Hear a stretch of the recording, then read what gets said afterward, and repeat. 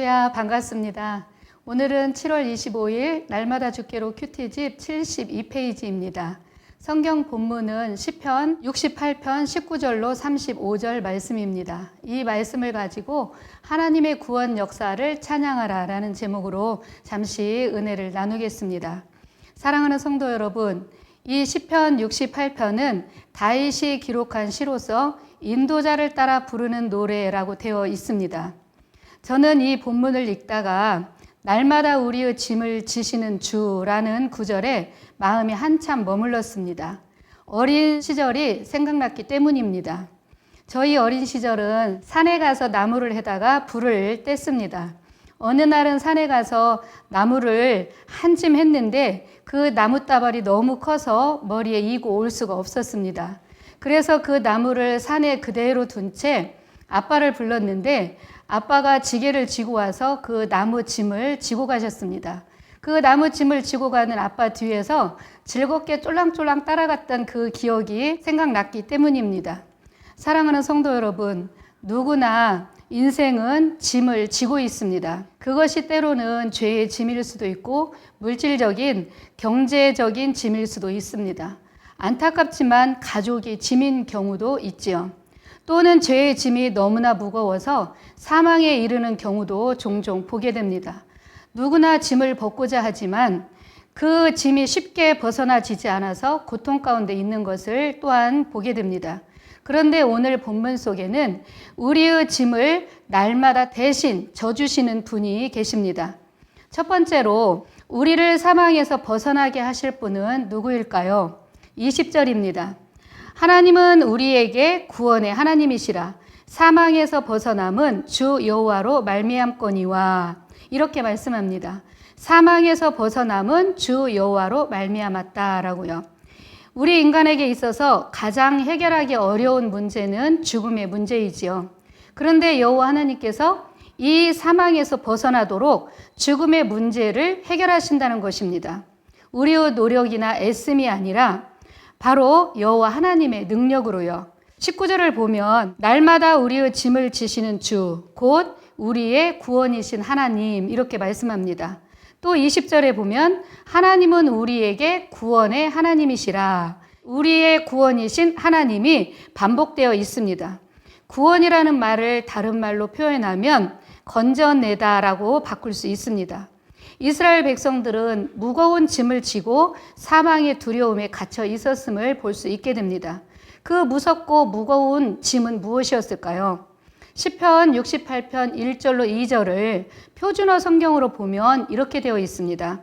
하나님이여 일어나 주의 원수들을 흩으시며 주를 미워하는 자들이 주 앞에서 도망하게 하소서. 바람에 날아가는 연기처럼 그들을 몰아내소서.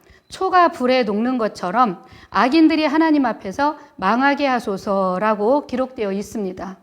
이 말씀 속에 주의 원수들, 주를 미워하는 자들, 거역하는 자들, 악인들이 나옵니다.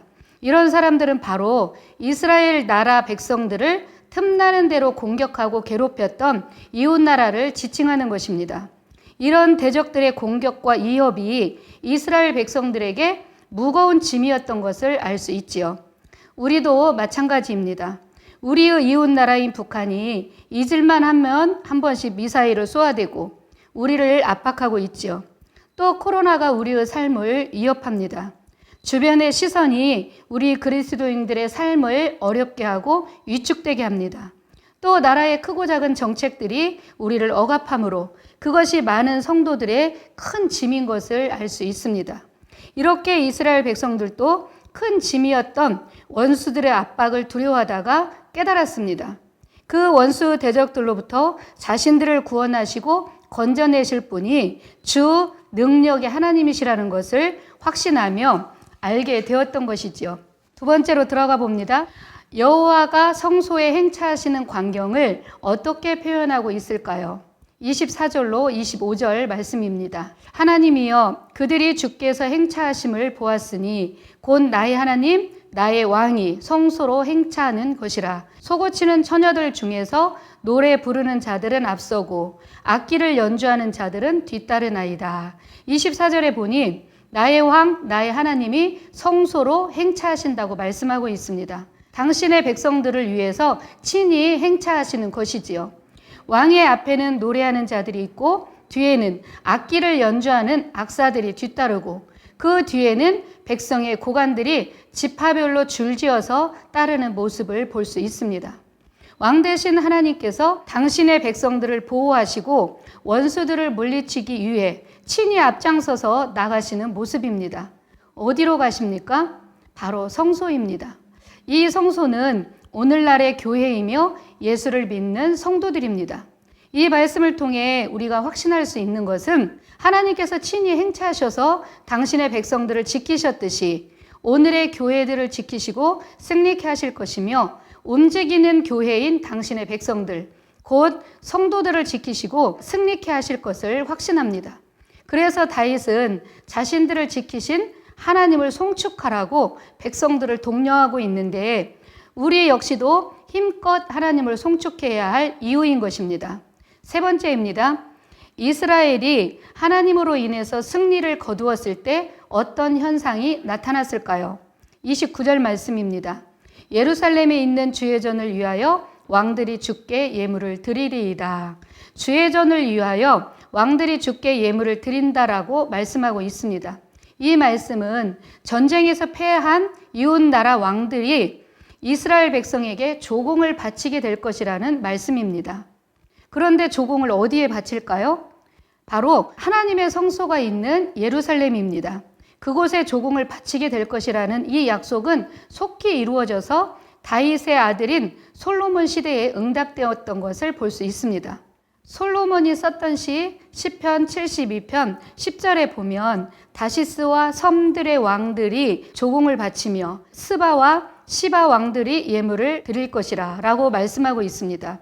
이어서 11절을 보면 모든 왕들이 그의 앞에 부복하며 모든 민족이 다 그를 섬기리로다 라고 노래하고 있습니다.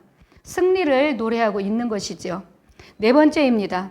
하나님께서 이스라엘과 그의 백성들을 견고케 하심으로 어떤 결과가 있는지를 살펴보겠습니다. 30절 말씀입니다. 갈밭의 들짐승과 수소의 무리와 만민의 송아지를 꾸짖으시고 은 조각을 발 아래 밟으소서. 그가 전쟁을 즐기는 백성들을 흩으셨도다. 여기서 갈밭의 들짐승은 그 당시 최강을 자랑하던 애굽을 가리키며 수소의 무리와 만민의 송아지는 이방 민족인 아수르입니다. 그리고 주변의 강력한 이방 군주들을 상징합니다. 이 말씀 속에 우리가 주목해야 할 단어는 꾸짖으시고 밟으소서 흩으셨도다입니다. 이 단어들이 보여주듯이 왕 대신 하나님께서 이스라엘을 괴롭히는 교만한 애굽을 꾸짖어 멸망케 하셨으며 주변 강대국들을 다 흩어 버리셨음을 말씀하고 있는 것입니다. 31절을 보면 고관들은 애굽에서 나오고 구스인은 하나님을 향하여 그 손을 신속히 들리로다.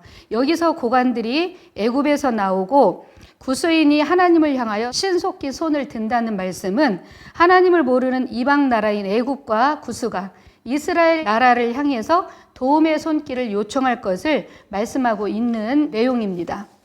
그렇다면 그 당시 최고로 힘있고 강대한 나라들이 왜 이스라엘에게 도움을 요청하는 것일까요? 이스라엘이 자기들보다 더 힘세고 강대국이어서 그럴까요? 그렇지 않습니다. 그들은 능력 있는 하나님을 보았습니다. 이스라엘 뒤에서 딱 버티고 계시며 이스라엘을 돕고 계시고 이스라엘을 붙잡고 계시는 하나님이 얼마나 강하고 능력 있는 분인지를 그들이 똑똑히 보고 알았기 때문입니다. 저희 작은 딸이 중학교 다닐 때의 이야기입니다. 친구들로부터 괴롭힘을 당한다는 얘기를 듣고 어떻게 해야 할지를 몰라서 난감했던 시간들이 있었습니다. 학교 문 앞에 가서 기다리고 있다가 태워오기도 하고 여러 방면으로 마음을 태우다가 마냥 그렇게 할 수만 없어서 주님께 도움을 구했습니다. 그리고 괴롭히는 친구들에게 이렇게 전했습니다. 딸아이에게 경찰로 근무하는 삼촌이 있는데 그 삼촌을 데려오겠다고요. 그 말을 전함으로 모든 상황이 종료되었습니다. 괴롭히던 친구들이 우리 딸 뒤에 경찰 삼촌이 있다는 것을 알고는 나쁜 행동을 멈추었던 것이지요.